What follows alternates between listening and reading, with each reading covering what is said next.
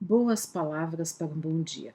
Terminando a nossa semana de cruzamentos e encontros entre diversas tradições religiosas e espirituais do planeta, em que nós observamos que todas conversam entre si, ou pelo menos algumas das quais citamos, claro que não podemos citar todas aqui, mas algumas das quais citamos conversam entre si, têm pontos de encontro e de convergência, e principalmente no terreno da ética, como eu apontei quando falei da questão do amor ao próximo.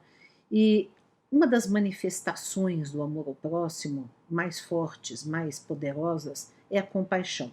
E a compaixão aparece como algo muito forte no cristianismo, no budismo. Hoje eu vou falar de Jesus, de duas passagens do Evangelho onde ele não está ensinando sobre a compaixão, mas ele está exercitando a compaixão no seu mais profundo sentido, né?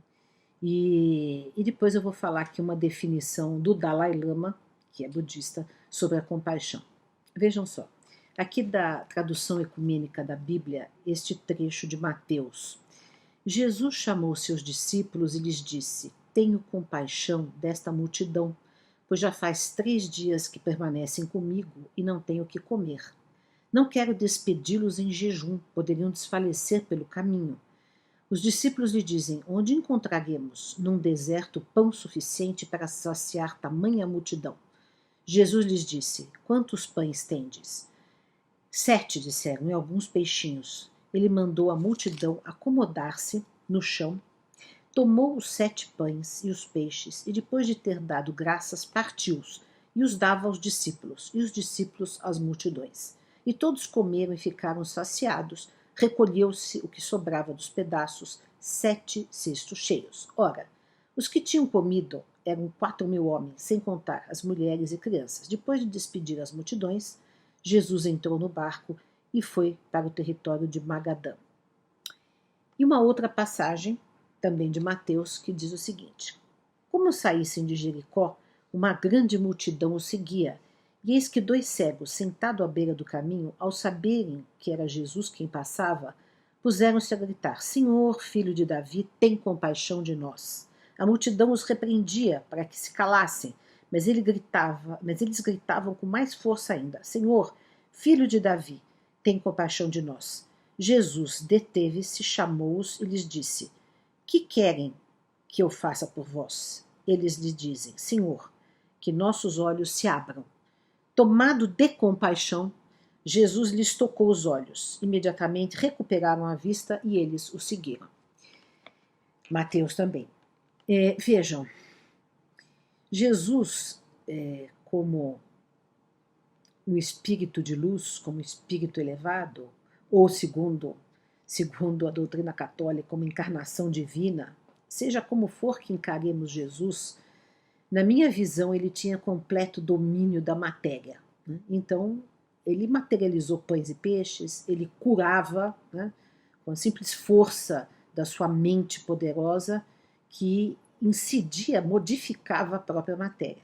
Mas ele fazia isso não para se exibir como um guru, né? Que às vezes alguns gurus fazem isso, no exibicionismo de força psíquica. Ele fazia isso apenas para ajudar, movido de compaixão pelo sofrimento humano, né? Então isso que é o exemplo que Jesus nos deu, quer dizer, ele que tinha atingido um patamar de total poder sobre a matéria, ele usou isso não no seu interesse pessoal para conquistar adeptos ou para conquistar louvação, ao contrário, ele se entregou à cruz, né? Porque ele poderia ter também impedido isso, mas ele cumpriu, né, ele teria o poder de fugir, de se opor, porque ele inclusive sabia que ia acontecer, mas então não era para evitar o próprio sofrimento ou para conquistar coisas para o seu interesse pessoal, para o seu ego, mas em compaixão pelo sofrimento humano, né? E o que diz Dalai Lama sobre a compaixão? Porque também compaixão é um dos aspectos mais fortes enfatizados pelo budismo, pelo próprio Buda, né? A compaixão pode ser definida aproximadamente em termos de um estado mental que é não violento, não prejudicial e não agressivo. É uma atitude mental baseada no desejo de que os outros se livrem do seu sofrimento. Vejam, esse sofrimento pode ser a fome, pode ser uma doença, mas pode ser também um sofrimento psíquico. Por exemplo, alguém que está fazendo um discurso de ódio, ele está num sofrimento psíquico, embora não o reconheça. Então a compaixão é aquilo que nós podemos e devemos ter por todas as criaturas, mesmo aqueles que estão em erros, em crimes, em ódio, mesmo para aqueles que não têm compaixão, podemos nós ter compaixão. Né? Então, essa é a grandeza, tanto do cristianismo quanto do budismo, e tantas outras tradições que indicam que a compaixão é uma virtude essencial do ser humano, né? Essencial. E eu, inspirada nessas passagens, hoje fiz, para encerrar a semana, um pequeno poeminha, bem modesto, só para a gente refletir o que é a compaixão. Compadecer-se é doer-se pela dor que não é sua, como se sua fosse. Com isso, tornar mais doce a lágrima nua, a ferida crua. É estar do lado e não acima, com peninha de dar dó, para que aquele que sofre saiba que não está só. Compaixão é gesto ativo, contagioso motivo de consolo e prontidão. Compadecer-se é humano, compensa desengano e aquece o coração. Então assim terminamos a semana esperando que tenhamos compaixão uns dos outros, porque todos precisamos de compaixão.